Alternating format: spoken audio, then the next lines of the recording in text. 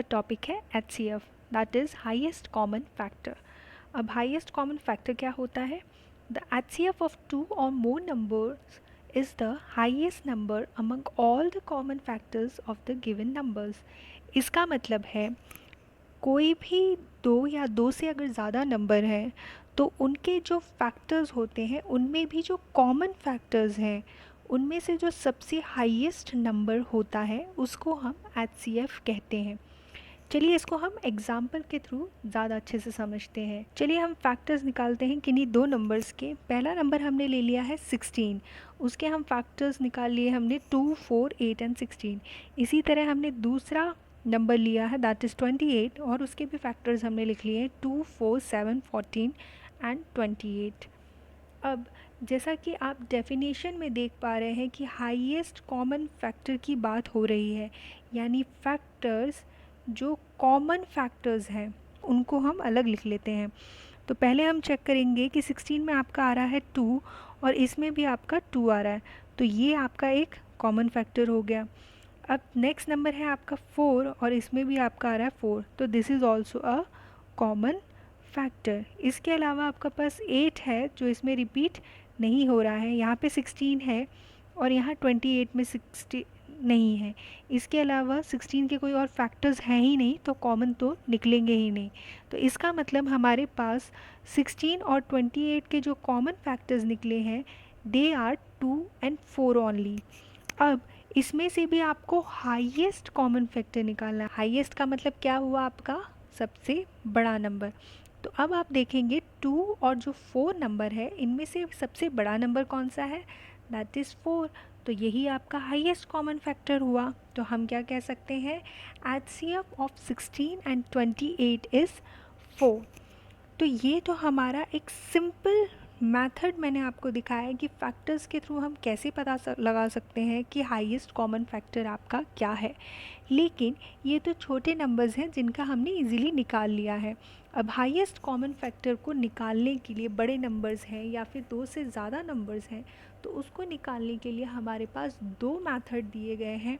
The first one is the prime factorization method and the second one is division method. तो चलिए हम आगे बढ़ते हैं और देखते हैं प्राइम फैक्टराइजेशन मेथड क्या है और डिवीजन मेथड क्या है। Let's see. इसमें हमने दो नंबर्स ले लिए हैं 16 और 28। अब अगर हमें प्राइम फैक्टराइजेशन आता है तो हम 16 और 28 का प्राइम फैक्टराइजेशन करके फैक्टर्स इजीली निकाल सकते हैं।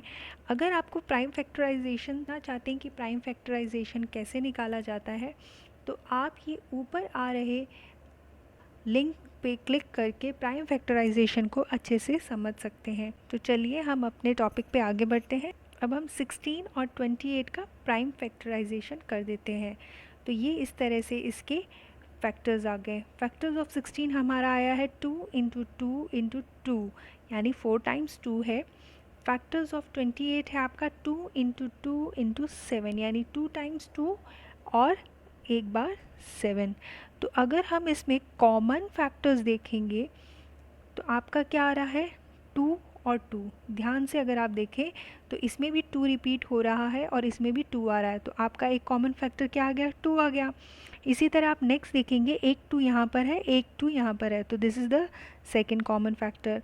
अब यहाँ पे 2 2 तो है, यहाँ पे और 2 नहीं दिए हैं, यहाँ पे एक 7 है और यहाँ पे कोई भी 7 नहीं है, तो आपके कॉमन फैक्टर क्या निकला है? 2 एंड 2। अब इन दोनों का जो मल्टीप्लिकेशन है दिस इज़ द HCF। तो 2 इंटू 2 आपका क्या निकलेगा? 4, और 4 ही हमारा 16 और 28 का HCF हो गया। तो this is the prime factorization method. इसी तरीके से आप 2 डिजिट्स के लिए, 4 डिजिट्स के लिए भी प्राइम फैक्टराइजेशन मेथड से HCF को निकाल सकते हैं। तो डिवीजन मेथड को समझने से पहले प्लीज़ इस वीडियो को लाइक करना ना भूलें और प्लीज़ सब्सक्राइब का बटन दबाते हुए बेल आइकन को प्रेस कर दें ताकि आपको जो भी मैथ्स की आगे की वीडियो है उसका नोटिफिकेशन आपको टाइमली मिल सके। तो चलिए हम HCF by long division method सीखते हैं। इसमें भी हम सेम नंबर का एग्जांपल ले लेते हैं 16 और 28। अब इसमें हम डिवीजन मेथड है तो ऑब्वियस सी बात है हम इसमें क्या करेंगे? डिवाइड करेंगे नंबर्स को। तो इसमें जो डिविडेंड है वो जो आपके दो नंबर्स में जो बड़ा नंबर है उसको हम डिविडेंड की जगह पे रखते हैं, और जो नंबर आपका छोटा है उसको हम डिवाइज़र की प्लेस पे रखते हैं। तो जैसा कि आप देख रहे हैं 16 आपका छोटा नंबर है, इसीलिए हमने उसको डिवाइज़र की प्लेस पे रखा है, और 28 क्योंकि आपका 16 से बड़ा है इसीलिए हमने इसको डिविडेंड की प्लेस पे रखा है। अब हम जैसे नॉर्मल डिवीज़न करते हैं हम उसी तरह से इस नंबर का डिवीज़न करेंगे। तो 16 की टेबल में 28 तो आता नहीं है, तो 16 वन सा क्या हो जाएगा आपका 16। अब 8 में से 6 माइनस गया तो बचेगा आपका 2, और 2 में से 1 गया तो आपका बचेगा 1, यानी आपका इसमें रिमाइंडर क्या आ रहा है 12। अब ध्यान रखना है कि ये जो 12 है वो तो हमने लिख लिया है कि आपका इन दोनों में से माइनस होकर 12 आया है।